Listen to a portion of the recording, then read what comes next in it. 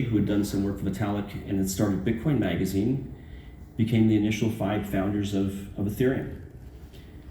And I had an exit a few months before. I developed a gambling site for Bitcoin and exited and took the capital that I had there, and there was not much money around from the other people, and put it into this project and had confidence in Vitalik, who had grown substantially the year after I'd met him and was speaking on stage in ways that I never thought he would do, because he was a very timid person when we had first met.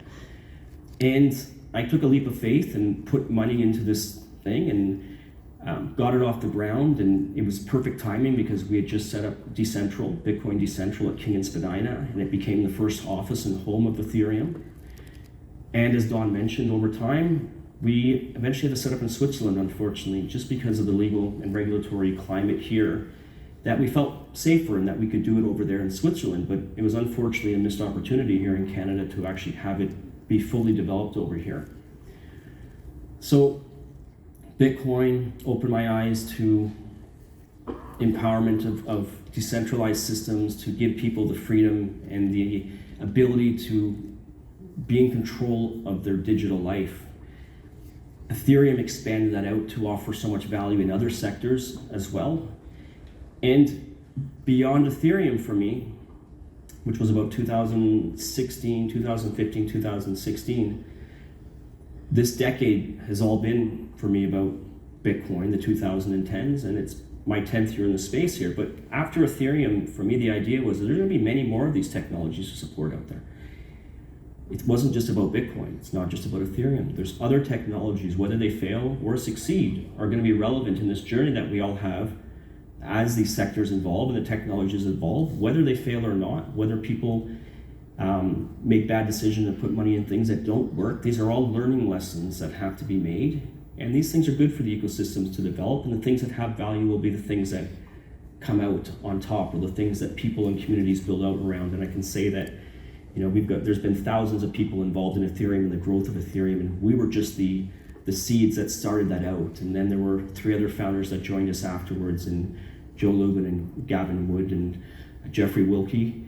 But then it's just created this massive community, mostly centered around developers, which has been a great thing, very developer centric, which is great for Ethereum.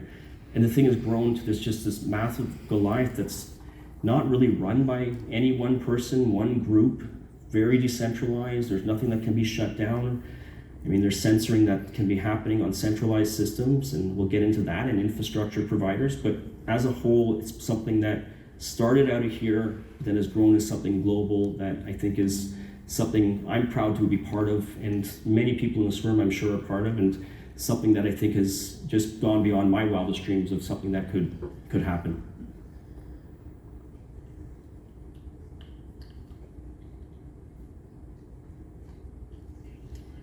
So now we're getting to the present times. But before we get there, still in the 2010s, just a few more things around the ecosystem beyond Bitcoin and Ethereum is that, as I mentioned, it's not just about those 2 things. There's other technologies, whether they succeed or fail, that are going to be relevant. Okay, so I want to come across that I'm a very inclusive person in the mind of everything has value, whether it be good or bad value, right? Or everything has value with learning lessons that could come out of things that don't actually succeed. And there's a number of other projects out there, whether or not I believe that they're going to be something that goes beyond a small community or something that actually is going to be world-changing. There are communities around these technologies that do think there's something in there. And it's always been my play after Ethereum to support a wide range of projects and not just be centered on 1 or 2 technologies. So everything that we built, whether it be wallets or infrastructure, is really all about a number of different technologies and supporting a number of different communities and ecosystems. Also, the 2010s, and a lot of what we did with Ethereum was crowdsourcing. With what we built, it was the ability to launch projects on top of Ethereum, and the whole ICO rise in the 2017s and then the crash in 2018s, very reminiscent of what happened with the dot-com bubble. where there just was not a lot of value in a lot of these projects, and anything with the term blockchain was getting funding, but when things don't have value, they eventually collapse. We're now seeing the rise up of DeFi over the last few years, NFTs, wallets, and infrastructures continue to keep on growing. So these are all aspects that were kind of championed and led through, a lot of it through Ethereum and are done on Ethereum. But there was a reason why when we were raising, when we were doing the initial raise for Ethereum, that we wanted to have as many people involved in it as possible and as big a community as possible.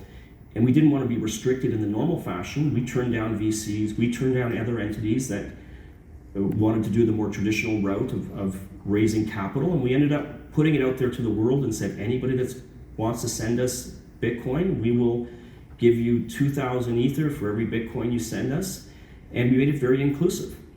And we did it in a way that we felt we would be covered and we wouldn't have issues on the securities level. We did a lot of work and we did a lot of time with our US lawyers to make sure that we could do that.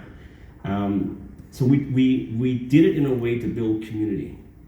We did it in a way to have as many stakeholders as possible in the mix in what we were doing, to have as many people on our side with what we were doing. So we had 9,000 participants from around the world that gave us $18 million at the time to build.